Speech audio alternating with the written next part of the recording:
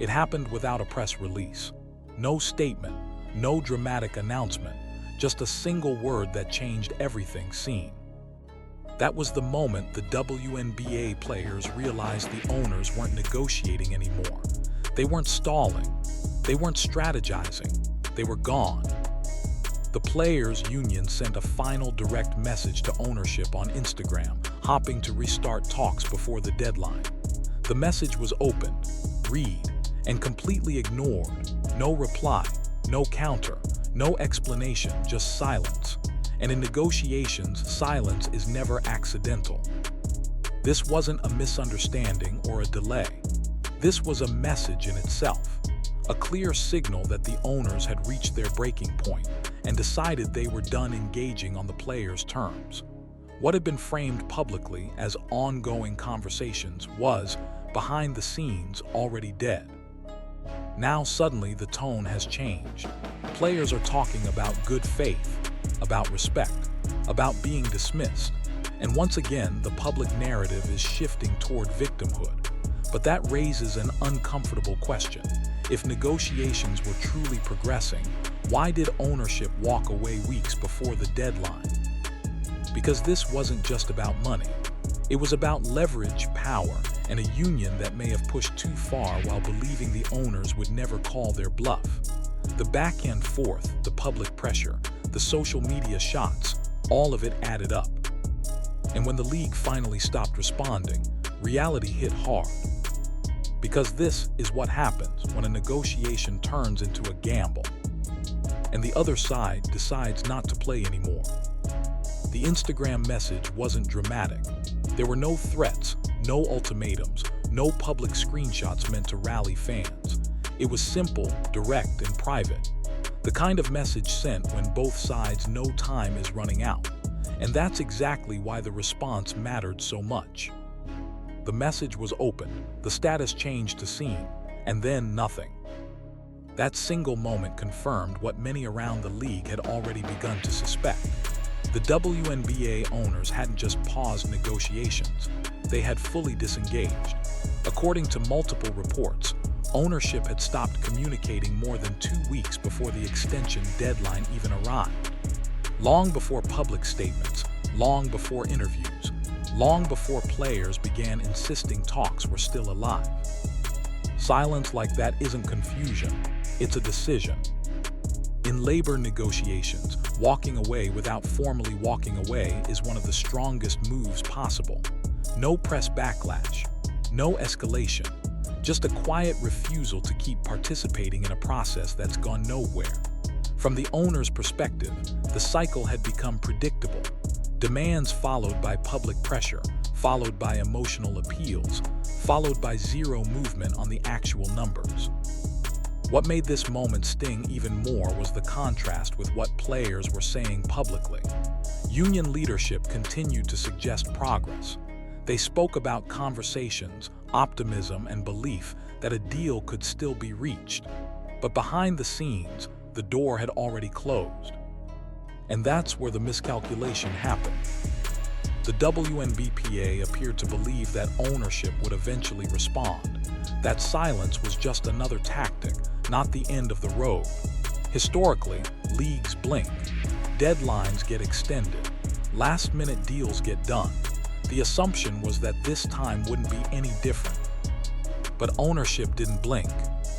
By leaving that message on scene, they sent the clearest signal possible without saying a word.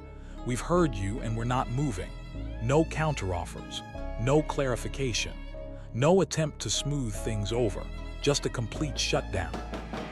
That silence shifted the entire power dynamic. Suddenly, the union wasn't negotiating anymore, it was reacting. And once you're reacting, you've already lost leverage. Because when the other side stops talking, it usually means they've decided the risk of no deal is better than the deal on the table. And that's when the real panic quietly set in. What makes this breakdown so dangerous isn't the noise, it's how quiet it all became. There was no dramatic exit, no public feud, no leaked memo announcing negotiations were over. The owners didn't slam the door. They simply stopped showing up. For more than 2 weeks before the deadline, ownership had already gone silent. No emails, no calls, no back-channel discussions. That silence wasn't accidental, and it wasn't confusion. It was the result of months of stalled talks, repeated demands, and a growing belief that the conversations weren't actually moving forward. From the owner's perspective, negotiations had turned into a loop. The same financial asks, the same framing, the same pressure campaign played out publicly instead of at the table. And when every round ends exactly where it started, silence becomes the final response. This is where the power shift happened. By refusing to extend talks or even acknowledge the union's last outreach, ownership flipped the leverage completely. The players could still talk. They could still do interviews. They could still appeal to fans. But none of that matters when the other side no longer feels obligated to respond. What's important here is timing.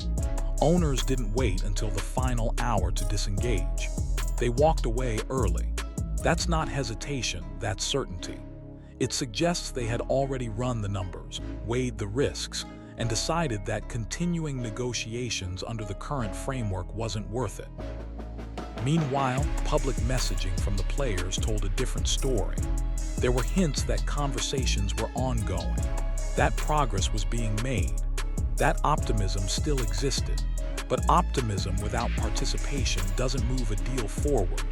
It only delays the realization that the other side has already moved on.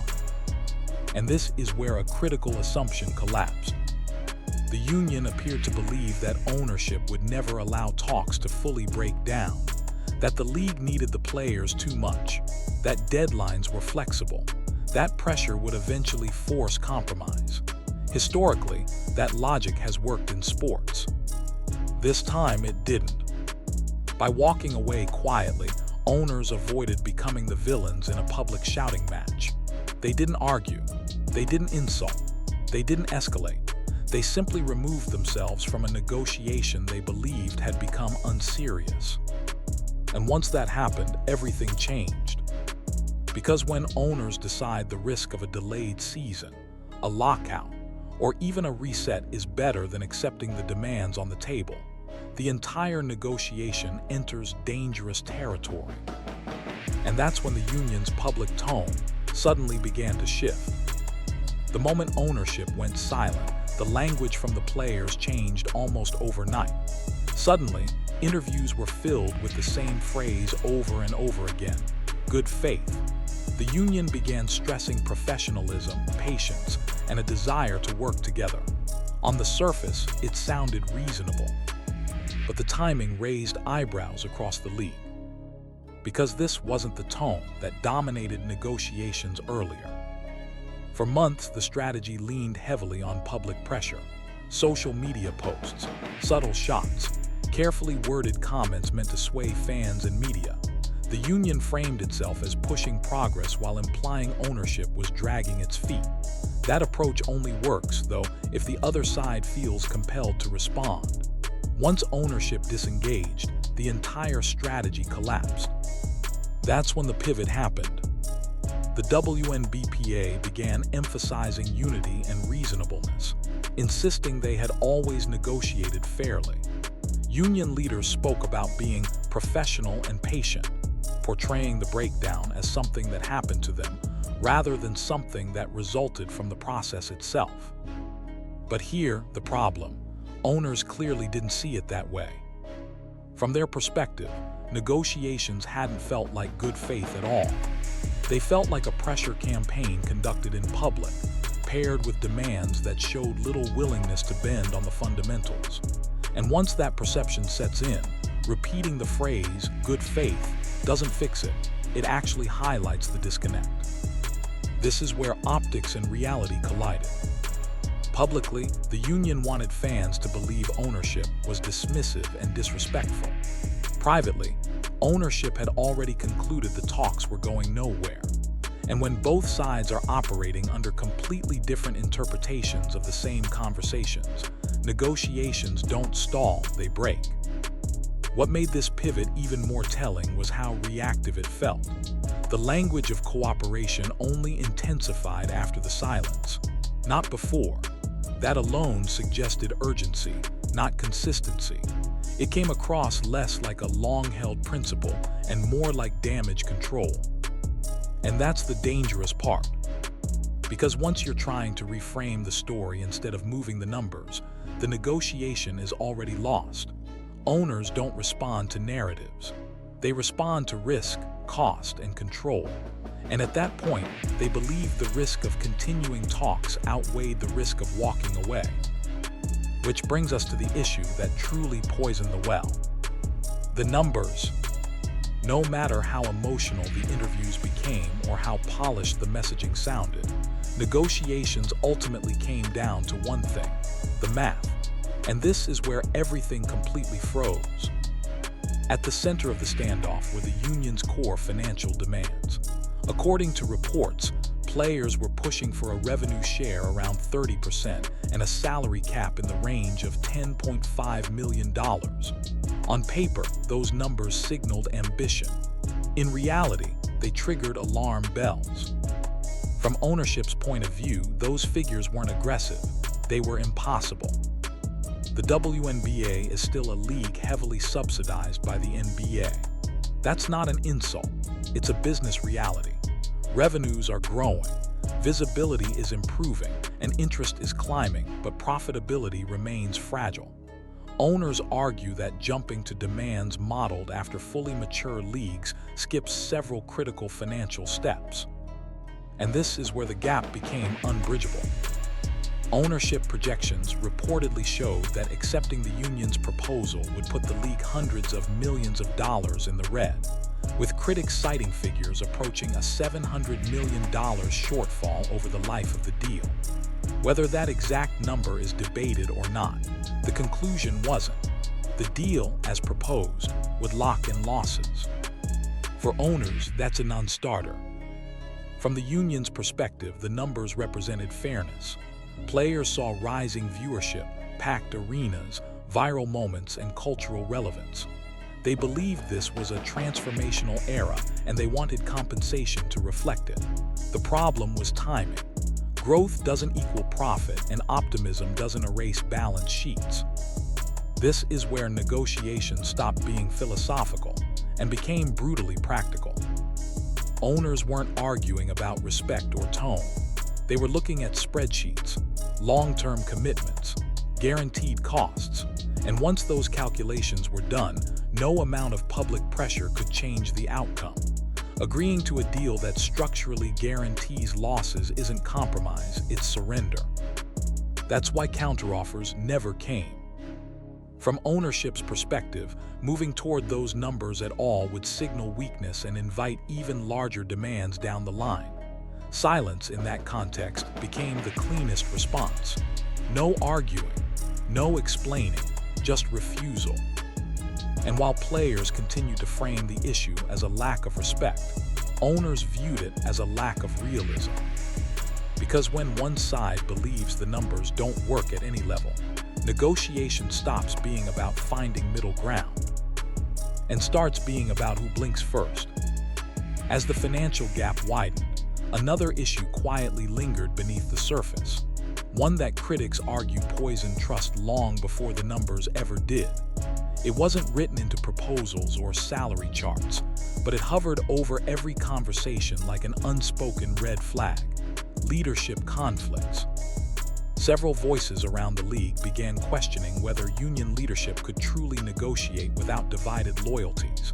It's been widely discussed, though never formally ruled on, that key figures within the players' union were simultaneously involved in outside ventures like Unrivaled and Project B on their own. Those projects aren't controversial. Players building businesses is nothing new. The problem is timing. Negotiating a league-wide labor deal while also running alternative platforms creates, at minimum, the appearance of a conflict. From ownership's perspective, this mattered a lot. If union leaders had viable financial paths outside the league, it changed the risk equation entirely. A lost season, a delayed start, a lockout. Those outcomes hurt average players far more than executives or star athletes with side ventures. That imbalance raised uncomfortable questions about who would actually feel the consequences of a breakdown. And that's where trust eroded. Owners reportedly began to wonder whether leadership was negotiating for the long-term stability of the league, or whether they were comfortable letting talks collapse to strengthen leverage elsewhere.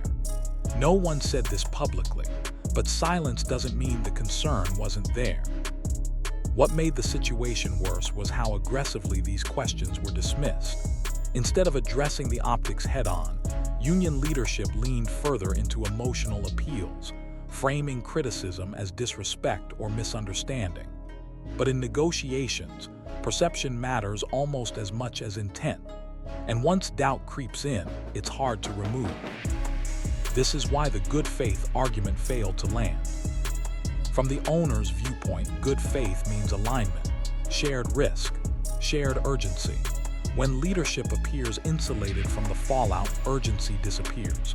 And without urgency, negotiations stall. It also explains why ownership didn't bother arguing this point publicly. Doing so would have sparked backlash and accusations. Instead, they took the cleaner route: disengagement. No confrontation, no finger-pointing, just distance. Because once owners begin to question whether the people across the table are negotiating with the same incentives, the deal is effectively dead. And just as this tension reached its peak, one voice cut through the noise, not from ownership, not from executives, but from a player who said what no one else would. And that changed everything. Just when the narrative seemed locked into two sides talking past each other, one voice disrupted the entire script. And it didn't come from ownership, executives, or negotiators. It came from the league's most visible star, Caitlin Clark. Speaking at a USA basketball camp, Clark made a point that was simple, measured, and impossible to ignore. She didn't take shots. She didn't assign blame. She didn't posture. She said both sides needed to compromise, not one side, not ownership alone, both. That mattered more than people initially realized. Clark occupies a unique position in the WNBA ecosystem.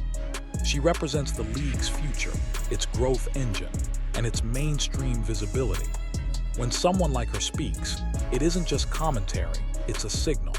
And her message cut directly against the union's dominant narrative that compromise had already happened, and responsibility rested entirely with the league. For a brief moment, the pressure shifted inward. Because Clark wasn't echoing the usual talking points. She wasn't framing ownership as villains or players as victims. She was acknowledging the uncomfortable truth that negotiations don't move forward unless everyone gives something up. That kind of honesty is rare in labor disputes, especially when emotions are high. And that's why the response, or lack of one, was so telling. Union leadership largely glossed over Clark's remarks. When asked directly, the answers became vague. There were references to flexibility, creativity, and being very compromising, but no specifics. No acknowledgement that Clark's point implied the union might need to bend further. The focus quickly shifted back to disappointment with the league. That deflection spoke volumes. Rather than engaging with Clark's message, leadership redirected attention away from it. And to many observers, that felt deliberate. Addressing it head-on would have required admitting that the current strategy wasn't working, and that adjustment might be necessary. From ownership's perspective, this moment reinforced their concerns. If even a generational star calling for mutual compromise couldn't spark internal reflection, why would ownership expect movement behind closed doors? Clark's comments didn't create unity, they exposed rigidity. And that's the irony. The one person who arguably benefited most from a healthy, stable league was the one openly urging balance. Meanwhile, leadership appeared locked into a stance that left no room for retreat. After that moment, the path forward became even narrower. Because once a call for compromise is publicly sidestepped, silence from ownership starts to make a lot more sense. And soon after, that silence turned into something much more final. Once the call for compromise was sidestepped and the numbers remained untouched, ownership made its final calculation. And it was a cold one. They decided the risk of no season was better than locking themselves into a deal they believed would bleed the league for years. That's the moment the bluff was called. In most labor disputes, both sides assume the other will eventually cave. Players believe leagues can't afford cancellations. Owners believe athletes can't afford missed paychecks. What made this situation different is that ownership appeared comfortable with the fallout. Silence wasn't a stalling tactic anymore. It was a signal of readiness. By stepping back entirely, owners reclaimed leverage without saying a word. Legally, the expiration of the CBA pushed the WNBA into a status quo phase. On paper, negotiations could continue. In reality, that window meant owners could pause operations, delay planning, and wait. No immediate loss of benefits, no rushed decisions. Time shifted onto their side. And time is power. For the union, this was the nightmare scenario. Public pressure doesn't work when the other side refuses to engage. Sympathy doesn't move balance sheets. And unity doesn't matter if leadership can't extract concessions. Suddenly, the possibility of a lockout or a severely disrupted season wasn't theoretical, it was real. This is where ownership's confidence became clear. There was no scramble to clarify their position, no attempt to soften messaging, no reassurance to fans.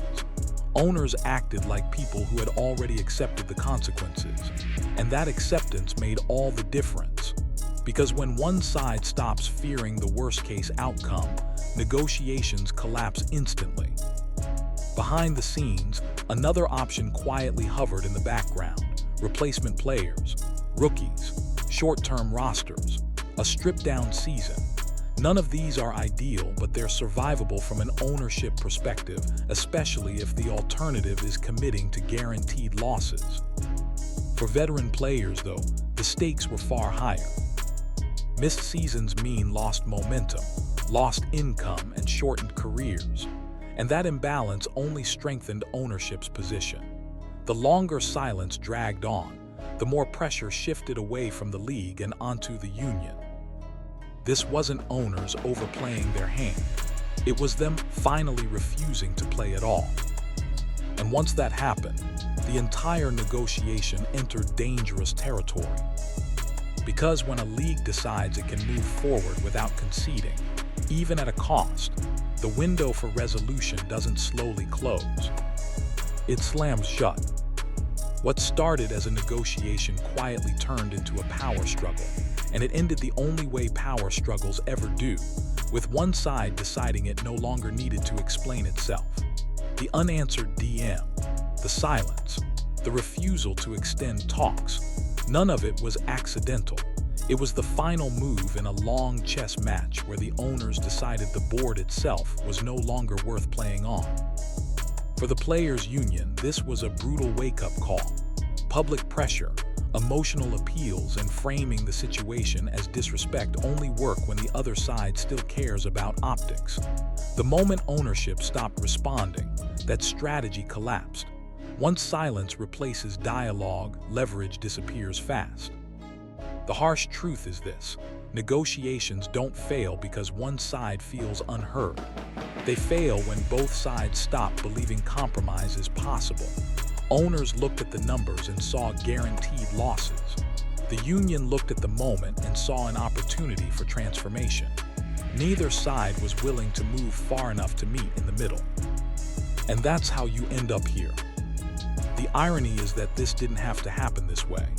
Caitlin Clark's call for mutual compromise wasn't radical, it was realistic. It acknowledged that growth, fairness, and sustainability all have to coexist. But instead of becoming a turning point, it became another moment that was politely sidestepped. And once that happened, ownership's silence became inevitable. Now the league sits in limbo. A delayed season, a lockout, replacement players. None of these outcomes are good for the sport, but from ownership's perspective, they're preferable to locking in a deal that threatens the league's long-term survival. From the union's perspective, backing down now risks losing credibility after months of firm positioning. Both sides are trapped by the stances they chose. And here's the part no one wants to say out loud. The people who will feel this the most aren't the executives or the negotiators. It's the players whose careers are short, the fans who finally felt momentum building, the league itself, caught between growth and instability. The owners didn't storm out, they didn't argue, they didn't escalate. They just stopped responding. And when one side is willing to let everything pause, even at a cost, that tells you exactly where the balance of power really sits. The question now isn't who's right. It's who blinks first, and how much damage is done before that happens.